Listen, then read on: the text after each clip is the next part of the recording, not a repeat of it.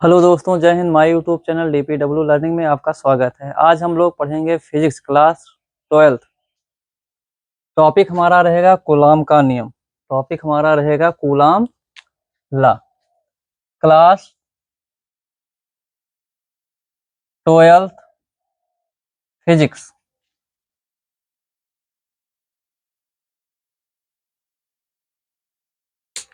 Coulomb का नियम। Coulomb का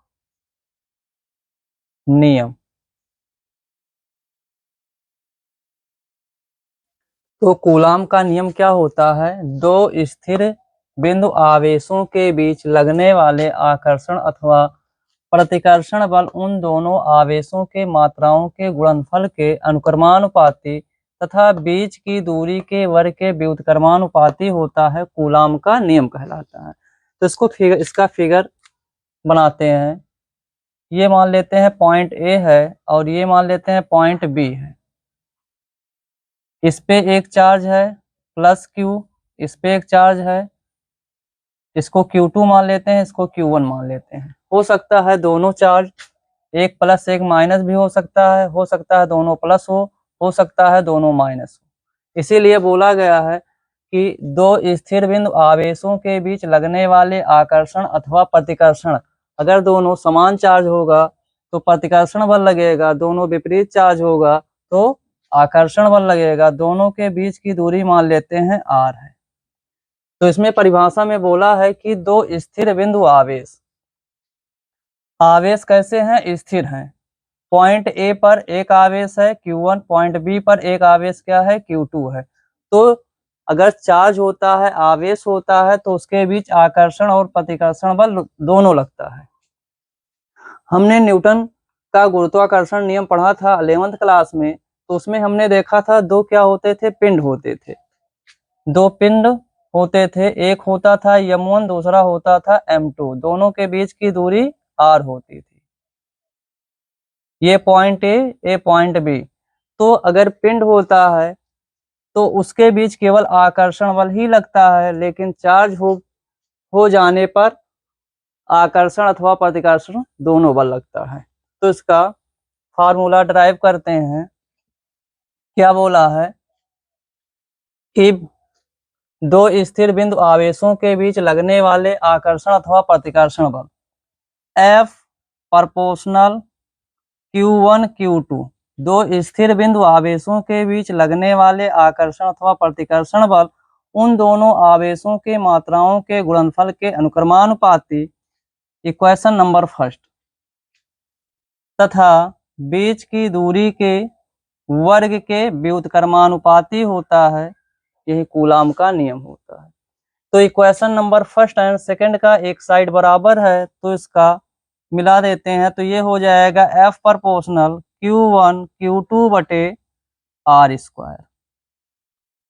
अब यहाँ से प्रोपोर्शनल चिन्ह हटेगा तो एक नियतांक आएगा F बराबर 1/4 pi epsilon not K into Q1 Q2 बटे r स्क्वायर। यही कूलाम के नियम का निगमन है। मात्रक क्या होगा? न्यूटन होता है। अब यहां से केस लगाएंगे। केस फर्स्ट के हमारा होता है प्रवायुतांक, मतलब माध्यम होता है। यदि वायु है तो के बराबर 1 रखेंगे वायु के लिए, तो बन जाएगा F बराबर 1/4 pi epsilon not into 1 into Q1 Q2 बटे r square. Case number second के बराबर 81 फॉर जल के लिए। तो यहां से बनेगा F बराबर 1/4 pi epsilon not into 81 into Q1 Q2 बटे r स्क्वायर।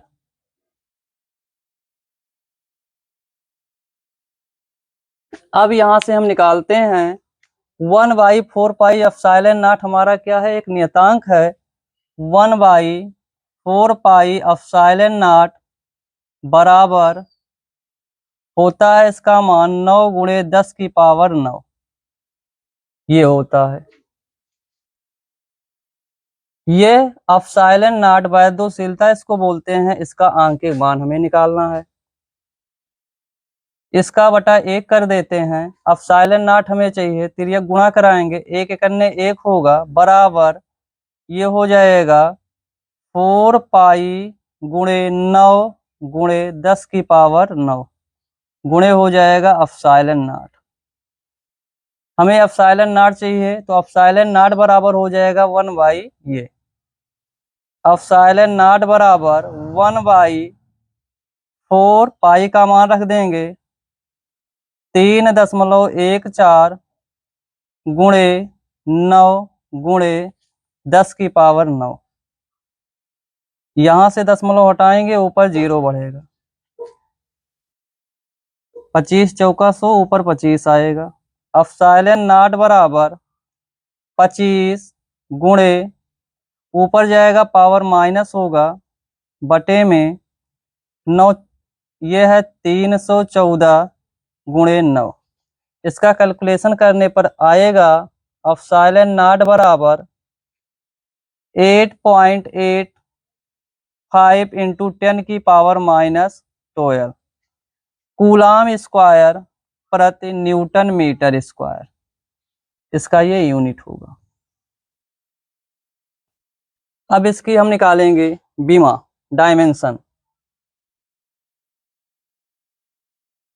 तो बीमा निकालने के लिए फिर यही फार्मूला लगाया जाएगा, तो ये होगा F बराबर 1/4πε0 इंटू Q1 Q2 बटे R स्क्वायर।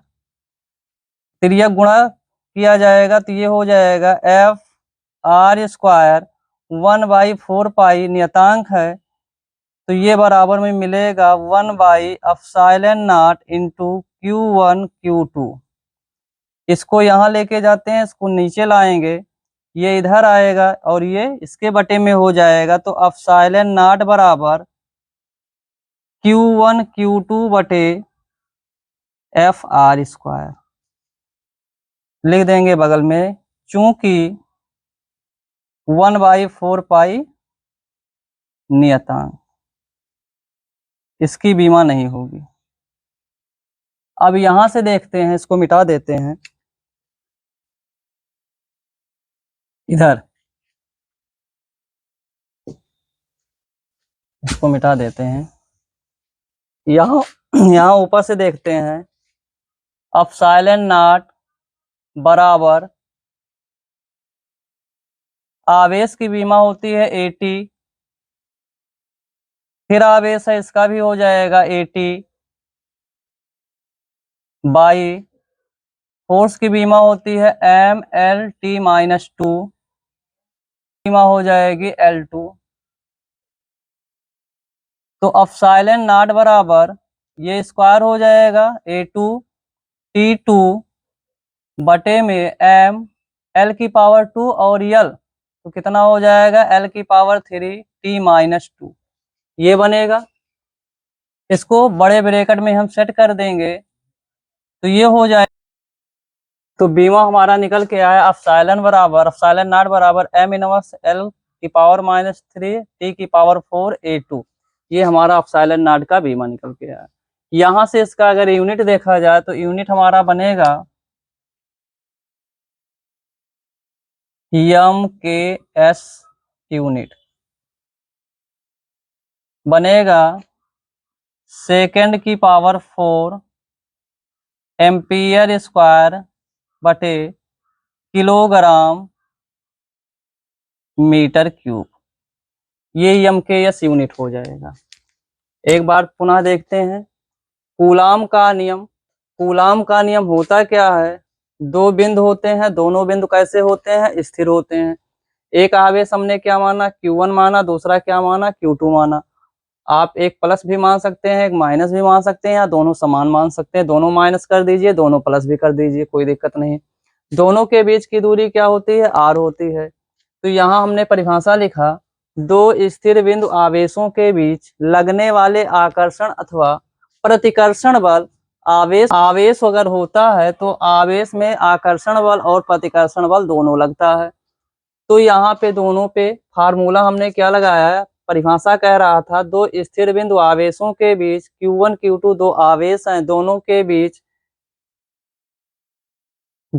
बीच आवेशों के मात्राओं के गुणनफल, दोनों के बीच जो आवेश है लगने वाला आकर्षण अथवा प्रतिकर्षण बल, उन दोनों आवेशों के मात्रा इसकी हो गई Q1 Q2 के गुणनफल के अनुक्रमानुपाती तथा बीच की दूरी के वर्ग के व्युत्क्रमानुपाती होता है। यही आपका कूलाम का नियम है। तो हमने फार्मूला ड्राइव किया, F proportional Q1 Q2 equation number first, F proportional 1/r square equation number second. दोनों इक्वेशन का एक साइड बराबर है तो हमने इसका तुलना कर दिया। F प्रोपोर्शनल क्या हो गया, Q1 Q2 बटे r स्क्वायर।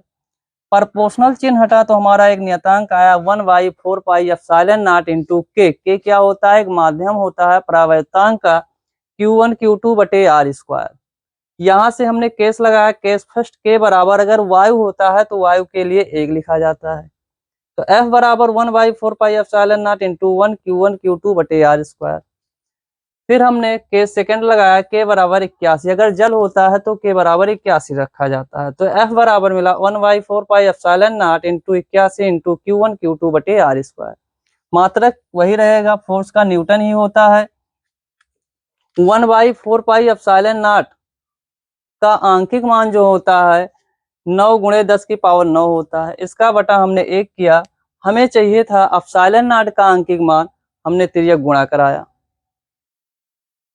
ये हो गया तिर्यक गुणा कराया गया, 4 पाई एप्सिलॉन नॉट का इधर गुणा किया गया, एप्सिलॉन नॉट हमें चाहिए था तो एप्सिलॉन नॉट हमने इधर किया, ये हमारा हो गया 1/4 पाई, पाई का मान हमने रखा 3.14 इंटू कितना हो गया 9 इंटू 10 की पावर 9 हो गया। पॉइंट हटाए, पॉइंट के बाद 2 डिजिट था तो यहाँ क्या ऊपर 2 जीरो बढ़ गया, 4 से 100 को कैंसिल किया गया तो 25 आया, 25 गुणे 10 की पावर यहाँ प्लस में था, पावर में ऊपर गया तो माइनस हो गया, 314 गुणे 9 बचा। इसका कैलकुलेशन किया गया तो आया एप्सिलॉन नॉट बराबर 8.5 इंटू 10 की पावर -12 कूलाम स्क्वायर प्रति न्यूटन मीटर स्क्वायर। फिर हमने इसका डायमेंशन देखा तो F बराबर होता है 1/4 pi epsilon not Q1 Q2 बटे r स्क्वायर। यहाँ से 1/4 पाई आंकिक वैल्यू है, नियतांक है, तो इसकी बीमा नहीं निकाला जा सकता है। तो यहाँ से हमने तिर्यक गुणा कराया, FR स्क्वायर बराबर 1/एप्सिलॉन नॉट इंटू Q1 Q2। हमें चाहिए एप्सिलॉन नॉट, तो एप्सिलॉन नॉट इधर किया, इसके स्थान पर उसके स्थान पे हमने FR स्क्वायर कर दिया। एप्सिलॉन नॉट बराबर मिला, आवेश की बीमा होती है 80, 2 बार आवेश है 2 बार हमने 80 लिख दिया। फोर्स की बीमा होती है MLT-2, और ये दूरी है, दूरी की बीमा L होती है, लेकिन L R स्क्वायर है तो यहाँ पे क्या हो गया L2 हो गया। हमने सबको ऊपर भेजा तो एप्सिलॉन नॉट की बीमा मिल गया M इनवर्स L की पावर -3 T की पावर 4 A की पावर 2।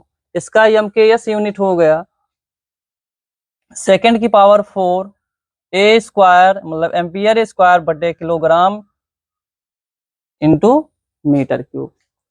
तो जय हिंद दोस्तों, मिलते हैं अगले क्लास में एक और नई वीडियो के साथ। जय हिंद।